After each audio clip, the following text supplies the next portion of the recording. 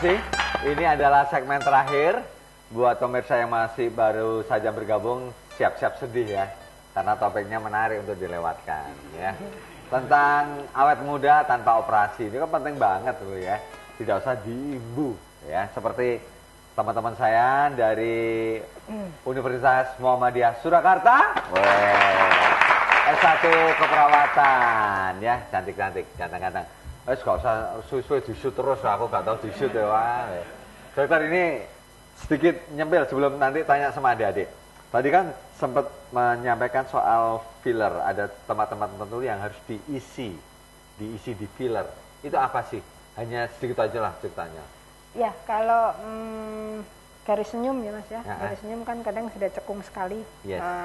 Kita mungkin awalnya kan setelah kita botok di bagian atas agak tertarik sedikit, kemudian yang pipi bawah kita tanam benang, kadang-kadang kan masih ada garis senyumnya, kita injeksi dengan filler.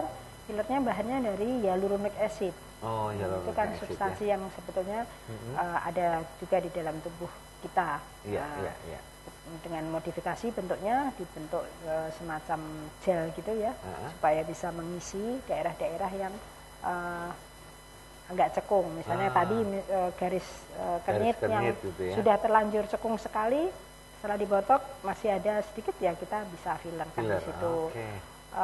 Garis yang penggunaan paling banyak garis senyum.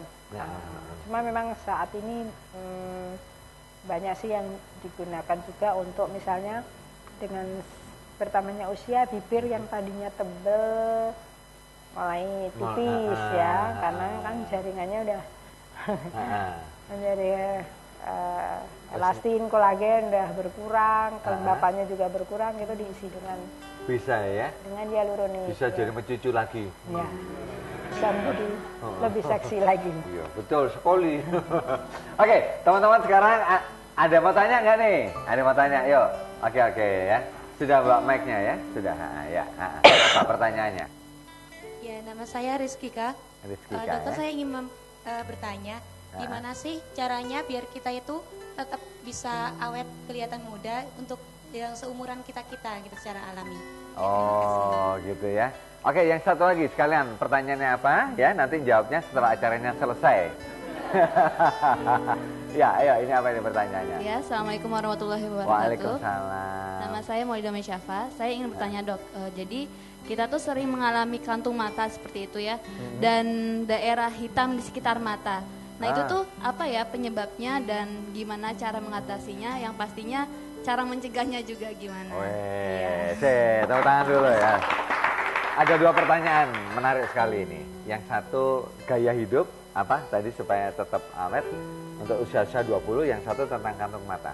Kantung mata dulu aja, kantung mata dulu. Ya, kalau kantung mata mungkin yang ingin saya tanyakan kembali, kalau kantongnya yang mengantung gitu ya, itu biasanya karena kayak ngelambir gitu, karena lemak dan memang kulitnya sudah mulai kendor. Biasanya mengatasinya hanya dengan operasi blefaroplasti namanya. Oh, blefaroplasti dioperasi. Ya, lemaknya diambil. Nah, kemudian sisa kulitnya dipotong, kaitkan kembali sehingga menjadi lebih bagus kan, hilang. Tapi kalau hitam di sekitar mata, ada yang kaitannya karena dia punya faktor atopi atau alergi. Nah, itu biasanya salah satu tanda bahwa punya faktor alergi. Ini memang sulit dihilangkan. Biasanya kita ya hanya sedikit menggunakan pencerah, krim-krim mata, tapi nggak bisa hilang 100% lah seperti itu. Karena memang itu tanda ya, tanda dari sana. Maksudnya memang itu bentuk suatu bentuk alergi. Iya, seperti gitu ya. Itu nggak dipicu oleh kosmetika yang berlebihan, misalkan pakai eyeshadow, pakai blush on, pakai cuma dia kalau memang lebih jelas di saat dia lelah. Oh, lebih jelas di saat dia lelah. Oke.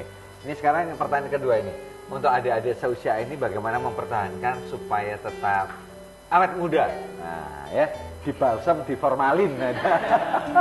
Kalau usia 20-an saya kira itu ideal ya, masih komposisinya masih dalam maksimal ya, kolagen, elastin, kadar air. Mungkin problemnya hanya jerawat ya biasanya seperti itu. Yang penting gaya hidup sehat ya, yang jelas nggak merokok, makan 4 sehat 5 sempurna, yang semacam itu, istirahat cukup, banyak minum air, sayur, makan sayur, buah, kemudian sunblock. Nah, kalau kegiatan di luar harus pakai ini ya. Sunblock. Karena aging kan dimulai juga dari sinar matahari ya, yang bikin semakin cepat kerut.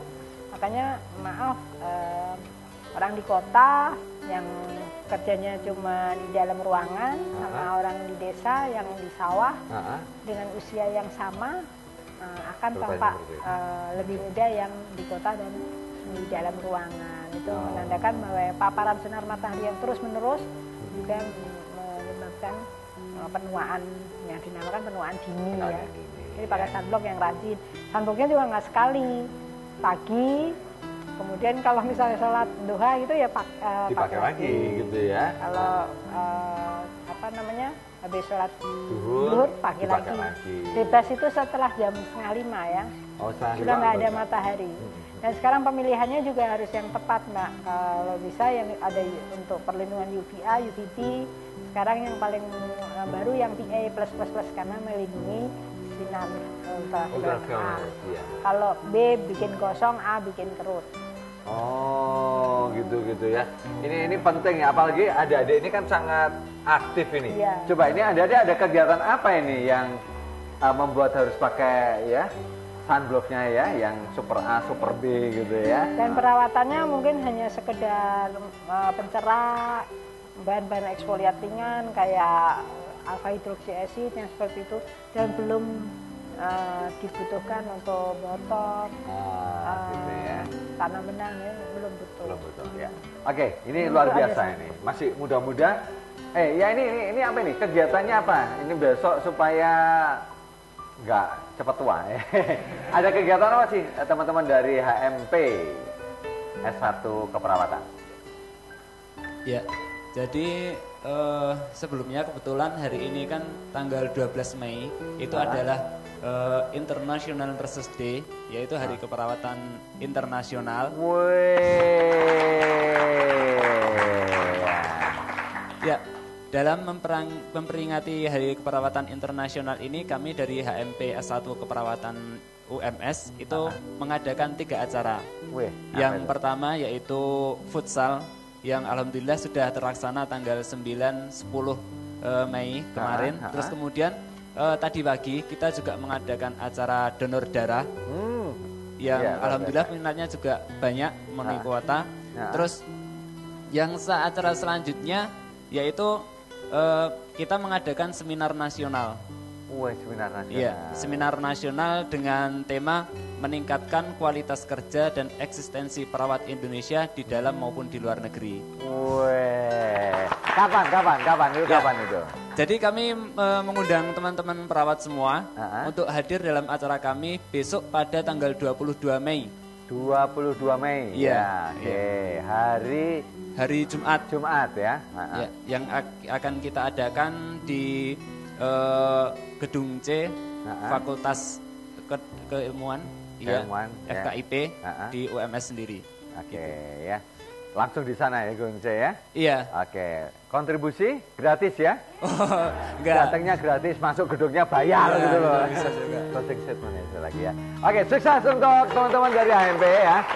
Dan pemirsa tanggal 22 Mei jangan lupa ya, 22 Mei jangan lupa ikut ke sana, dan tanggal 25 Mei jangan lupa karena itu ulang tahun saya. Dokter ini closing statement. Apa yang penting untuk botox dan supaya tetap awet muda? 2 menit saja. Ya, kalau untuk ibu-ibu terutama ya yang di atas usia 40 yang ingin mengembalikan tampak lebih muda, bisa kita lakukan injeksi botox, kemudian atau dengan tanam benang, penyuntikan filler. Saya kira ini bahan-bahan ini terserap dalam waktu 6-8 bulan, sehingga cukup aman. Cukup aman? Ya, cukup aman. Dan ekonomis ya? Ya, karena sekali aja. Sekali aja daripada 8 bulan masih perawatan segala macam ya. Ya. Ya, kalau belum gitu lagi kena UV segala macam ya. Oke, tepuk tangan dong ya. Baik pemirsa, gimana ya? Asik ya pembicaraan kita malam hari ini, sangat asik sekali. Bagaimana kita tetap harus awet muda. Dan yang terpenting seperti yang dikatakan Dr. Aminah tadi, selain perawatan muka, kita harus merawat hati juga ya. Karena bagaimanapun juga awet muda awal mulanya dari hati. Penuh cinta usaha Anda. Jangan lupa 2 minggu yang akan datang kita akan bertemu kembali. Dr. Aminah, terima kasih hadir di studio. Teman-teman dari HME S1 Keperawatan UMS, luar biasa, selamat ya. Dan para pemirsa, jangan lupa 2 minggu yang akan datang tetap di acara Salam Dokter RSI Surakarta.